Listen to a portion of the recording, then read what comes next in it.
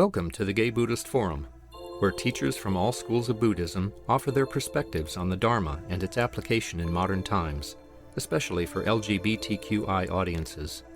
These talks are offered freely to the world and made possible by appreciative listeners. If you would like to support our efforts to share the Dharma with underserved audiences, please visit gaybuddhist.org.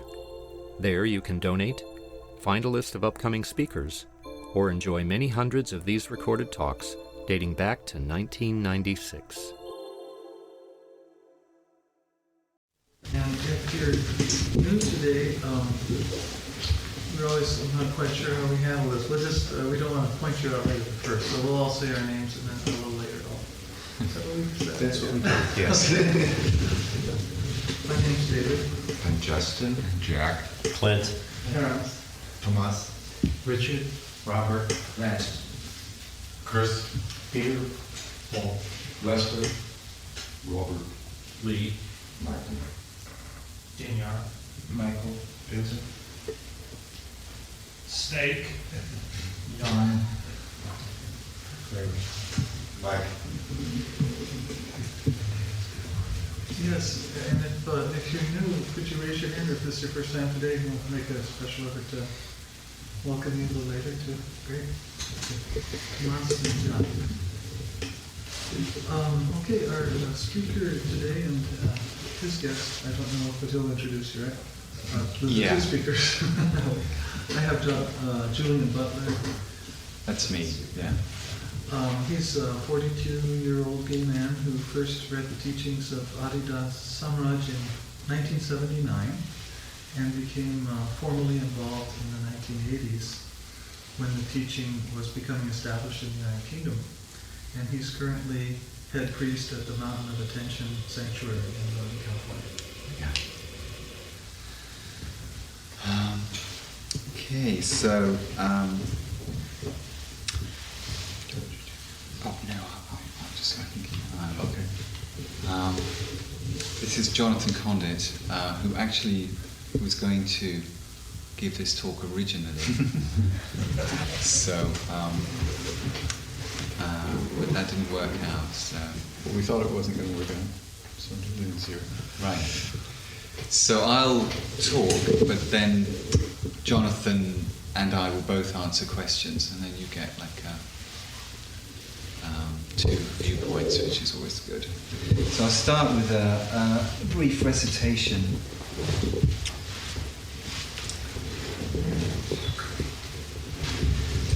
From Adida's teaching. This is from an essay called Hridaya Rosary. The Hridaya means the heart. Let the heart melt into my heart, which is the by me spiritually revealed bright rose garden of love. Let the head melt into my head, which is the by me spiritually revealed bright rose of infinitely ascended bliss light.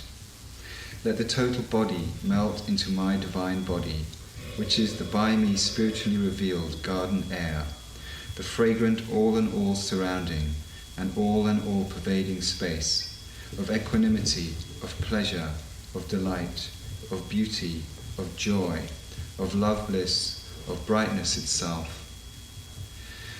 Let the breathing melt into my breathing until I breathe you into my bright eternal palace and domain of perfect happiness. Okay.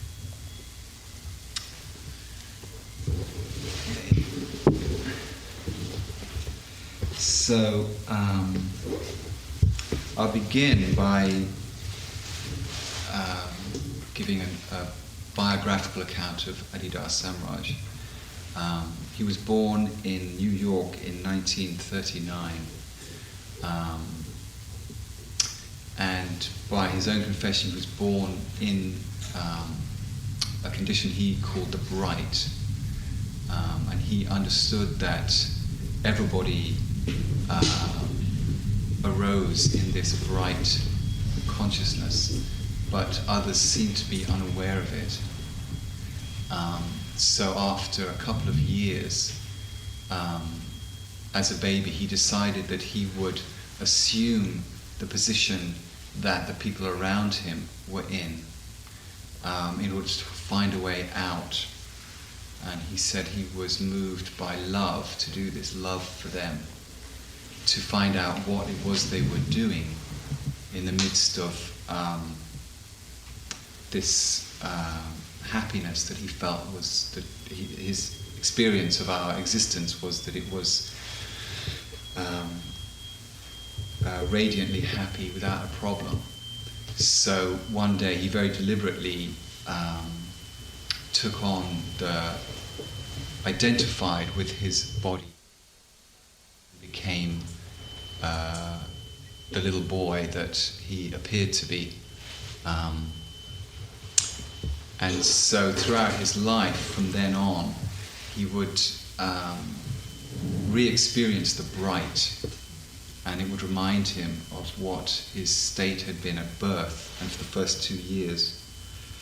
And that he felt his task in life was to bring humour to others, which is another way to say to find a way to restore others to the bright, which is everybody's condition already, but we don't tend to live that way. So he began to seek for a way back to this bright condition, consciously. From the age of 17 he went to Columbia University, and then from there he did his own private study of the mind and the mechanism that he felt was preventing this awareness of the bright. And then he began to feel that he needed an outside source to lead him beyond himself back to the bright. And he had a series of teachers, one in New York and then in India. And then he felt drawn back to the States. He went to live in India at the end of the 60s, feeling that he would just live with his then spiritual teacher, Swami Muktananda, in basically a private renunciate mode. But he was led back to America, where he felt he actually was meant to teach. So he reawakened to the bright in a temple in Hollywood, in Los Angeles, and started to teach people. And that was in 1970, and he was 30 years old. And he understood that the bright is prevented by what he calls self-contraction. He says that any sense of self-consciousness or unhappiness or problem that we have is actually caused by our own activity of contraction, which he says occurs at the heart. It's a withdrawal from life. And so spiritual practice in relationship to him, the bright force of life is magnified, so that you can begin to observe that there is this brightness and happiness, but that each devotee finds out that they are, as a kind of a habit of withdrawing and becoming self-conscious again. And to fundamentally understand all the ways or the primal sort of activity of self-consciousness is what Adidar calls hearing, is to hear his argument, and to see that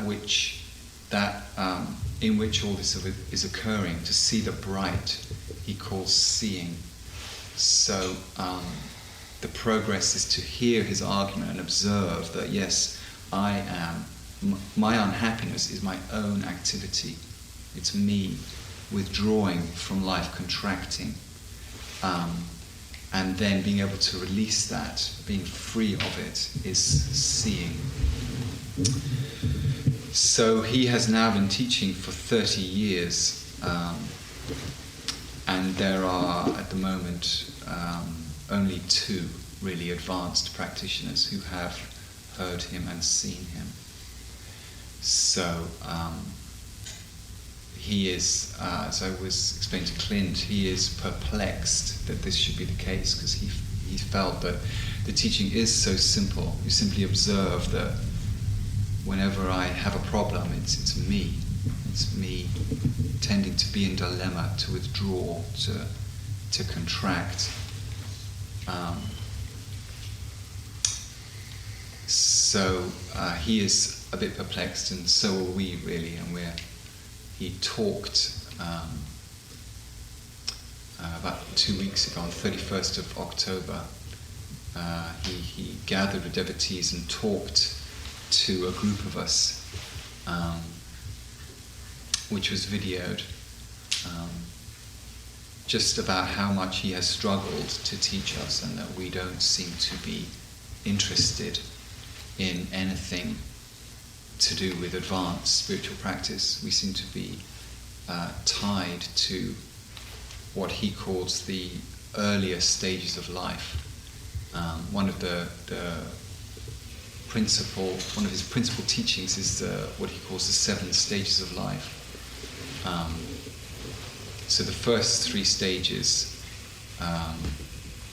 take us to about age 21. And then beyond that are the higher stages. So we seem to be stuck in the first 3 stages of life: the development of the will, individuation, physical individuation, and development of emotional equanimity. We're still struggling with those things.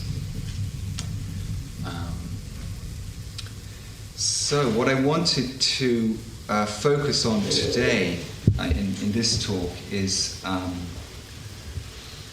what it's like to be gay in Adidam. So I'm going to read this essay by Beloved first, and then I'll tell what we call Leela, or story. I'll tell my story of my approach to Adidar, and then you can ask me questions.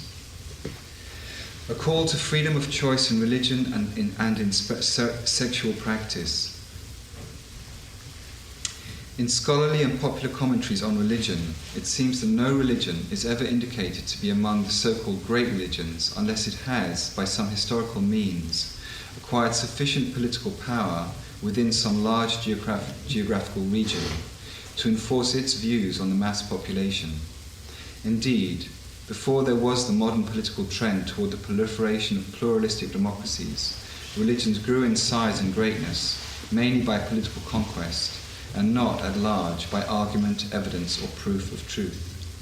However, the time has come when it should no longer be presumed that any religious institution, tradition, or ideal has the right to grow in numbers by means of political conquest, or otherwise to presume that it, by virtue of some past conquests, or any history of presumed power, has the right to enforce its views on the general population of any presumed democracy.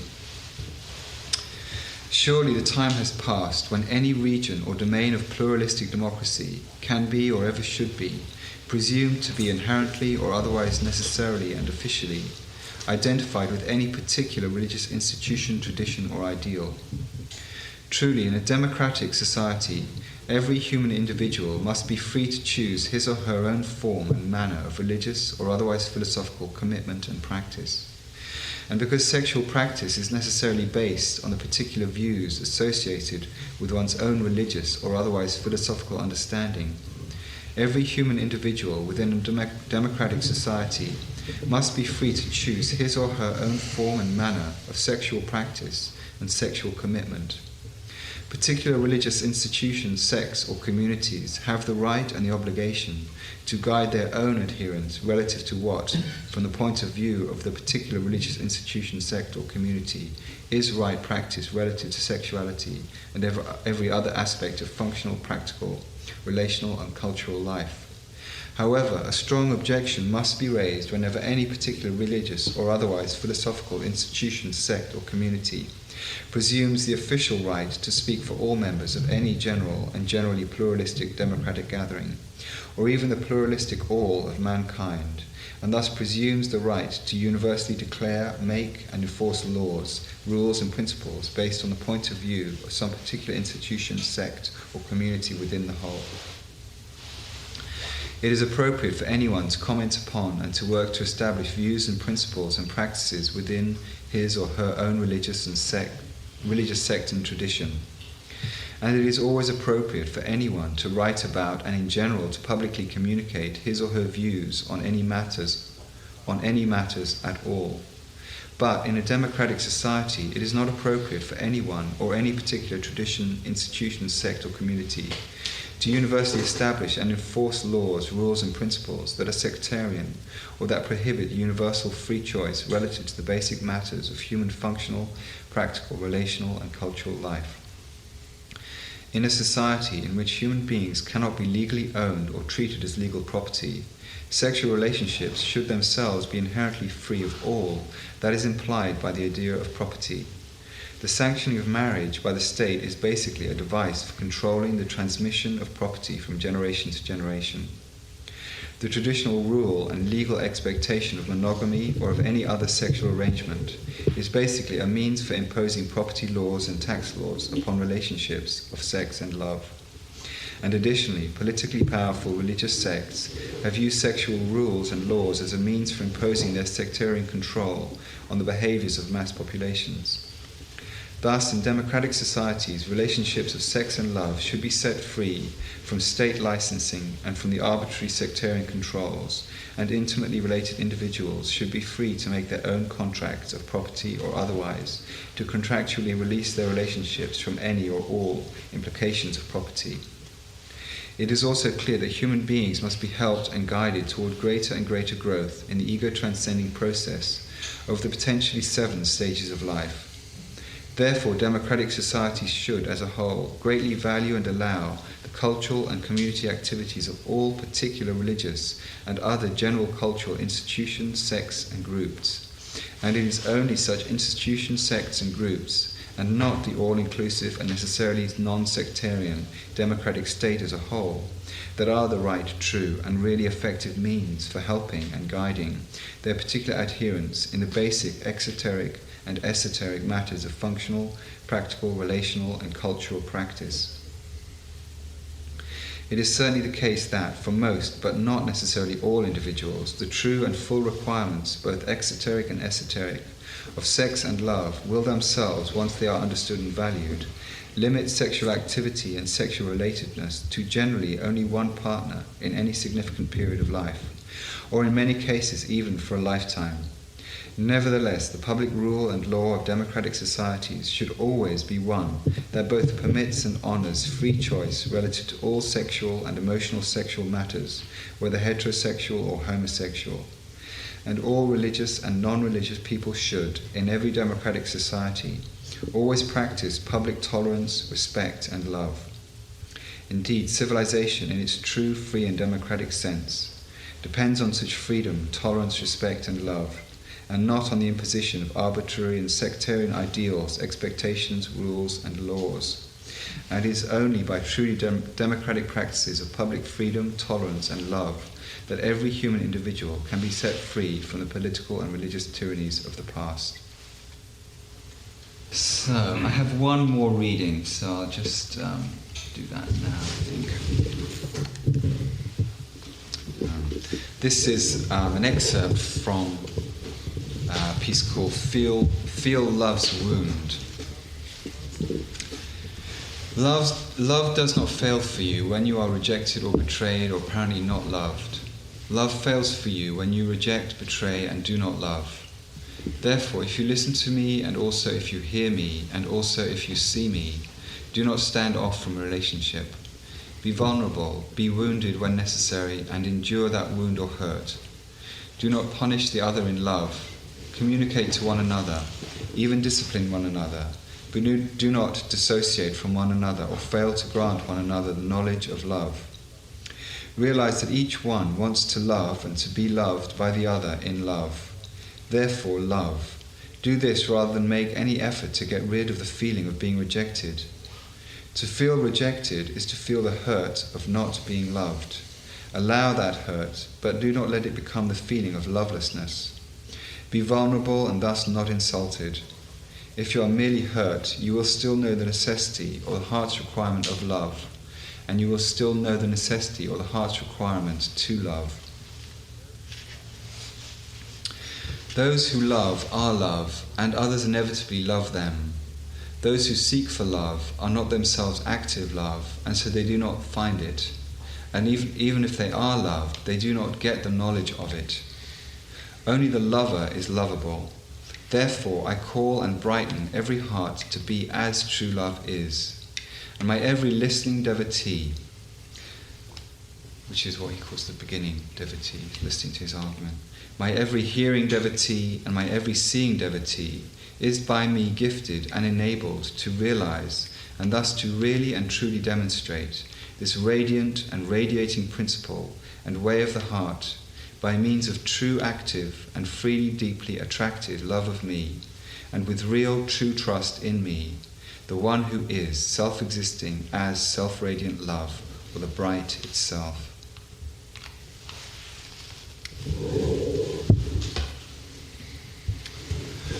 Okay, I wanted to just give you a feeling for Adidar by reading. It's the best way to get a feeling for him. So I first read Beloved's biography, the first autobiography, the first book he wrote in 1979. And I had been a spiritual seeker. In fact, I had been involved in Tibetan Buddhism for a while. And then I was involved with Osho, the Bhagwan Rajneesh.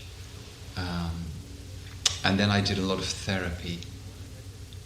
But when I read The Knee of Listening, I just read the first page and it something clicked. And I felt that I had found what I needed. The penny dropped. It felt like the penny dropped. And I felt it was okay to be alive somehow. I felt that I was locked out. I didn't know what the meaning of life was or how to make. I'd lost sight of the sacred, and I felt, well, it can't be found in life. The sacred, the divine, is not in life, so I can't find it. But I felt somehow intuitively when I read Adidar's teaching that I had found it again. And then that was 1979. I was 20 years old, 21. And then some devotees came over to London, and I got involved in the teaching there.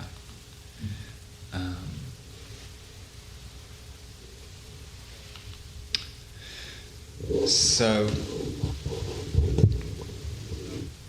I initially felt that we call Adidar Samraj beloved. We refer to him as beloved. For a while we referred to him as Guru Dev, and now it's beloved. So when I first read Beloved's teaching, I felt that he was right. I felt that he was realized, but that I didn't know whether the way he offered was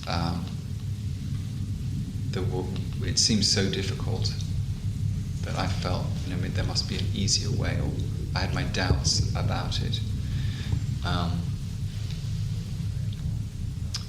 But all the way along I felt attracted to him. The whole way is based on attraction to him. And he often has talked about Krishna and the gopis. And Krishna would allow him to make himself visible, particularly initially to the cow maidens, the cow, whatever they used to look after the cows. And they would see Krishna in the distance and they would be attracted to him and just drift over and spend time with him, and then eventually their husbands would wonder where they were, and then their husbands would go and look for them, and they too would be attracted to Krishna. And that is how the practice works, is this attraction to beloved. He is so attractive that you just do want to be as close to him as you can. But the price of getting closer to him is that you need to release a lot of unhappiness, really. The tendency to be contracted becomes highlighted, and the way is an ordeal of releasing that, because he does make demands on his devotees as a way for them to grow and be brightened. So you know when you're attracted to him that there is a demand that you'll be tested. But because he is so attractive, you can't really resist him, particularly after a while. So that kind of came to a head for me when I saw him in 1986. He came to Europe and he gave a talk, and that was really wonderful. But I still had my doubts. I felt he was realized, but I didn't know if I was his devotee. And so I kind of withdrew back into my own life, withdrew from the community for a while. And in the midst of that, I was reading his teaching, and so it got to the point where I had to make a decision about what I was going to do, if I was going to get involved with him or not. So I just asked him straight out, who he was, whether I was his devotee. That's what I wanted to know. Am I your devotee? And You've been asking inwardly, right? Inwardly, yes. I was in England, and Adidar was in Fiji at the time.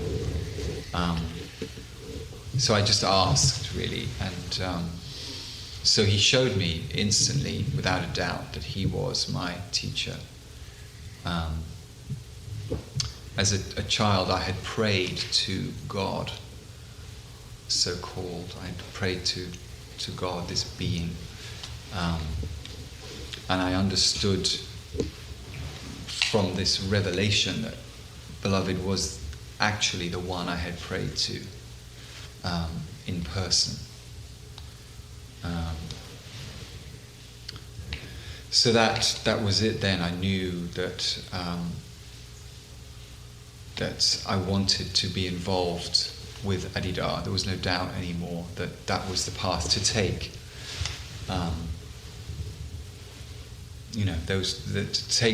The opportunity to be more involved.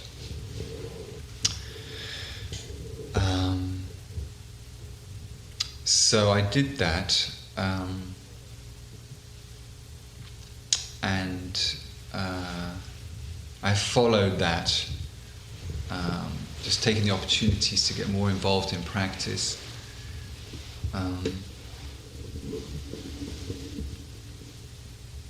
And really, it is a love relationship. The whole way of life is a love relationship to him, because it's just his love is so. Try not to sound kind of twinky. But the just the contact with him, I feel his great freedom,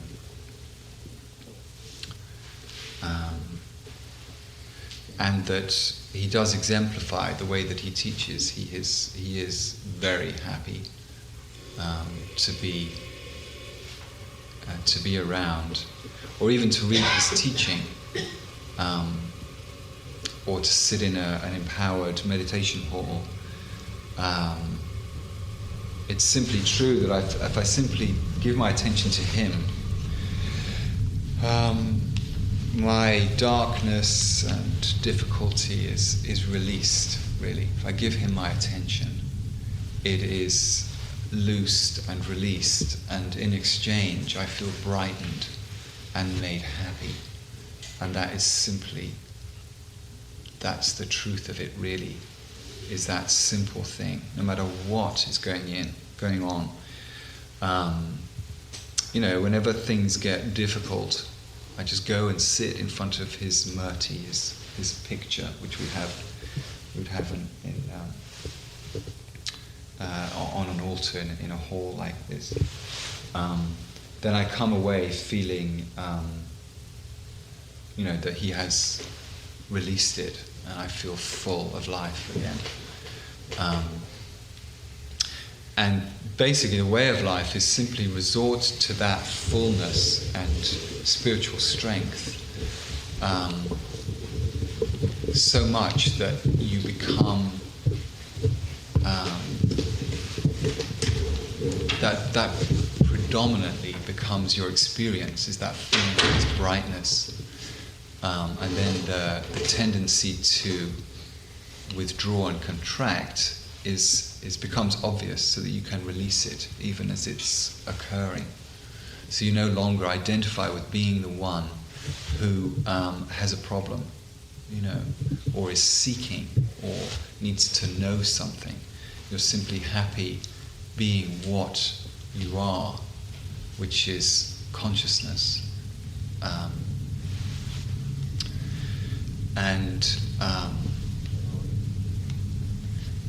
And it's artful because life is full of other, there is the basic daily form. We meditate in the morning and then go to puja and then study and exercise. And then you start your daily route, your work or service. And then in the evening we have, before supper, we have dinner here. Before the evening meal, we have an arati, which is based on a Hindu form of worship, just before dinner. And then in the evening we have education or devotional groups where you get together with other devotees, a small group of devotees,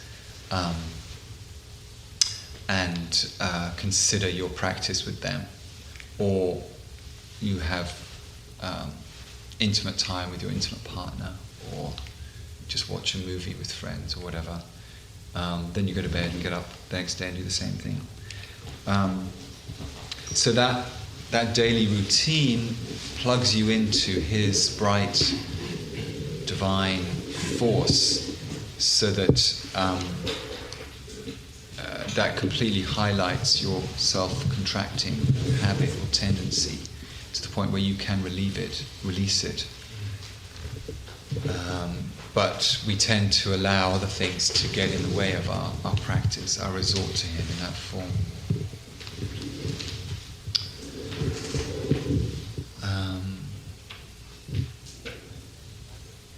And then the matter of sexuality is that Beloved's attitude to sexuality is that if you are homosexual or heterosexual or bisexual, whatever you are is what you are. And if you are not a celibate, then it is appropriate for you to be involved in to have a sexual relationship. and there is absolutely no problem with homosexual sexual practices or anything like that.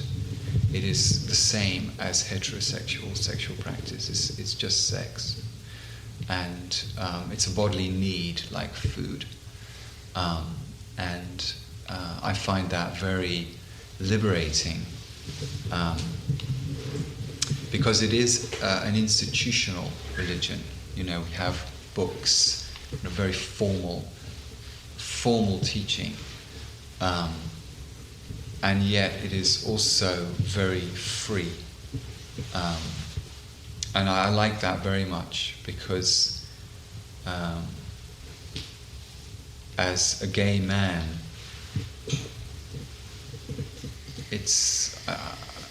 I find that very refreshing, that it's completely okay to be gay in every way. Whatever the reasons for being gay or whatever the sexual pattern is, it is what it is.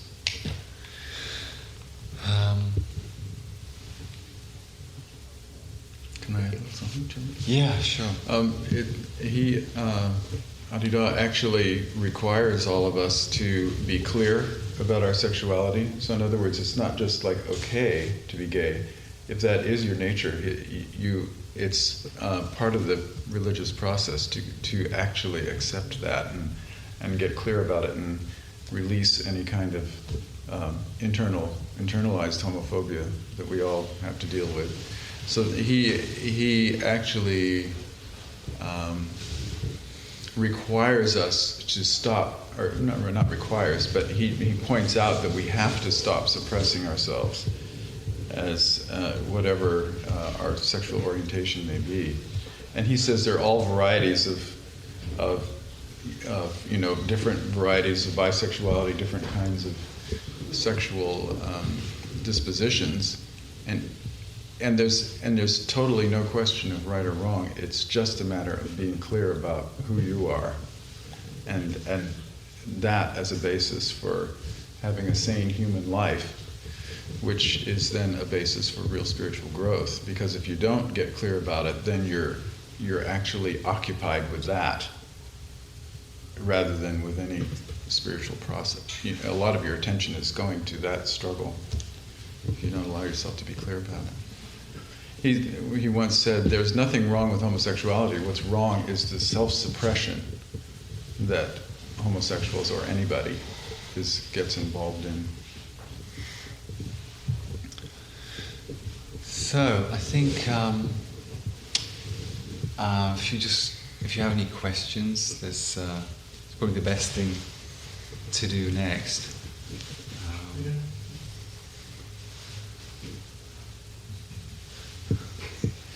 You mentioned it before you got interested in Adidas, you followed Tibetan practices. Yeah.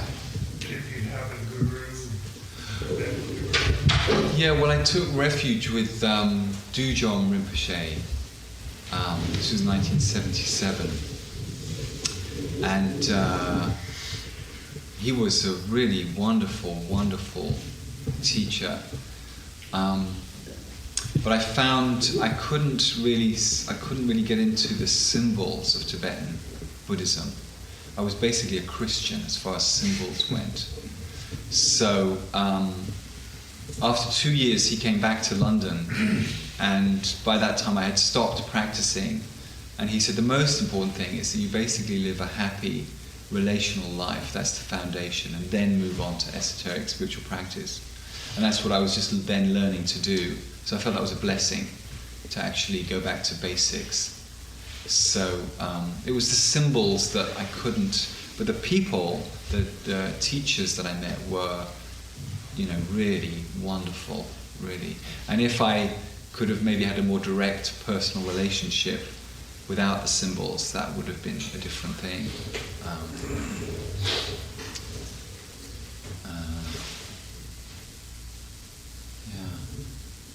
I was just thinking how we had another speaker who has a Tibetan teacher, Mm-hmm. and it sounded in many ways your talk like his. he used their attraction to him Yeah. to advance their spiritual growth. Yeah, it is the basic, it's the... If they were, I mean, they didn't have to be attracted sexually to it, but if they were, Oh, right. he used that to find where their buttons were. Oh, I where see, their yeah. attachments were. Right. Oh, when I said attractiveness, beloved doesn't specifically mean sexual attractiveness. I meant just overall, he's just so attractive. Well, that was his. But it's part of it, yeah. Erotic is erotic actually, not necessarily genitally sexual, but it is the basic of the traditions. The basis is this attractiveness of basically people in the higher stages of life are attractive if they're truly mature. That's how religion works, is when the living realizer is there, then it's attractive, and all the disciplines and everything are in the context of moving towards that attractiveness.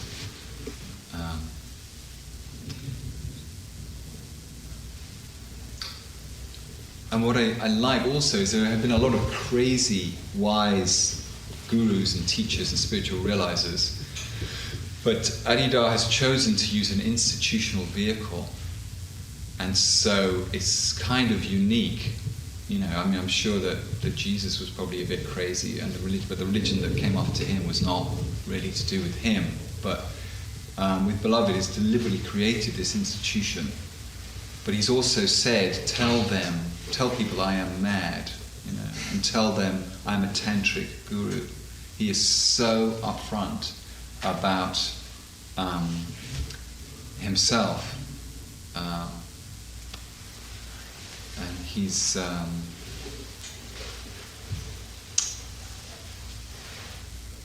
just I don't know how to say it. Larger than life is sort of a tame way to describe it, really.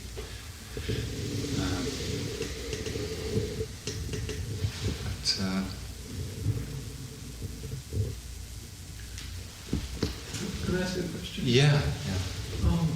In the Buddhist world system, they have the 6 realms.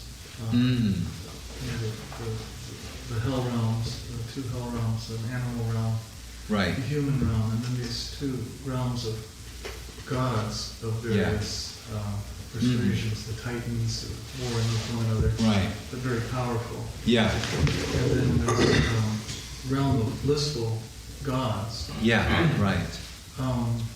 And in the Buddhist tradition, it's not seen as being particularly helpful to one to be in that realm of the blissful gods, because the truth of suffering, and the truth of liberation from suffering, and the path that leads to liberation of suffering is actually most obvious in the human realm. Right. Yeah. And there's also the idea that some gods feel they are a god. Properly spoken God. Yes. Transcendent God. Yeah. When they have transcended quite a bit of human misery. Yeah. And alone, sitting alone in their realization. Yeah. Without guidance. Yeah. Or a guru of their own, or direct connection, can inflate. And I'm just wondering how you assure yourself that isn't the case with your teacher. Yeah. Well, it's interesting. It's very interesting because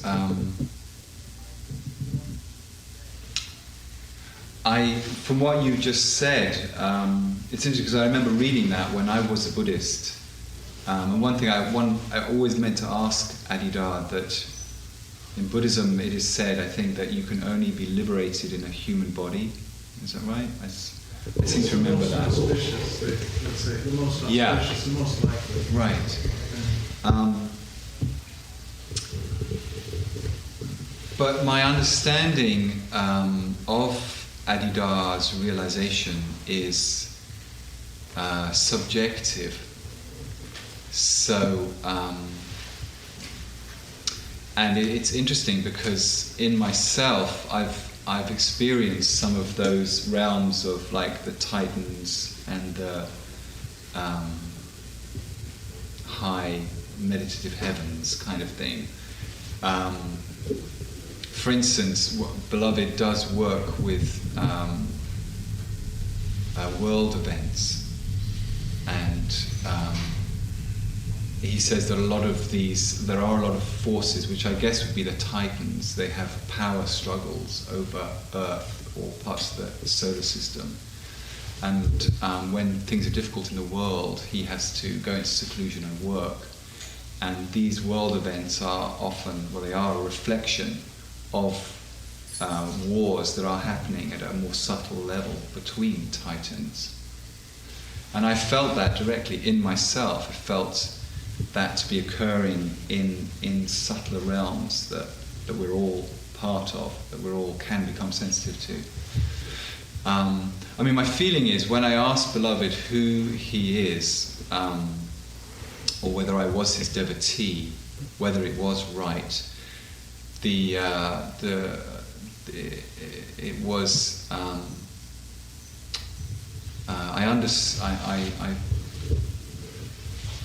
It's hard to explain. It was not an objective answer. He showed me who he is, such that it was beyond doubt. It was beyond doubt. I mean, if it could be in doubt, my body would be more in doubt than what he showed me in that, and what you feel. And also over time, they say in the Orient, I understand, they say you should test your guru. And I have definitely tested Adida. It took a long, long time to actually get involved. To the point where it was just ridiculous to resist any longer. I was just wasting time. He had shown me that even if I took the vow and he was deluded, then that was fine. I could move on. But to not take the vow in case he was deluded and not take advantage of his teaching. So I'll do this and then I'll move on in practice, and then when I'm advanced in life, whenever that will be, then I can have another look, and if I was wrong about him and he's not as far progressed as I thought, then it would be honourable for me to move on to another teacher. But I am perfectly satisfied that it is an eternal relationship to him.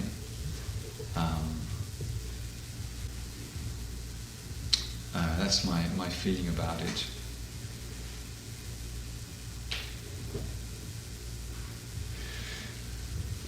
Yeah. Well, what you're bringing up is kind of, in a way, is the essential question that anyone would have to confront if they're interested in finding out more about Adida Samraj or possibly becoming his devotee. And it's interesting that you can't do it with the mind. I don't think the mind can be complete.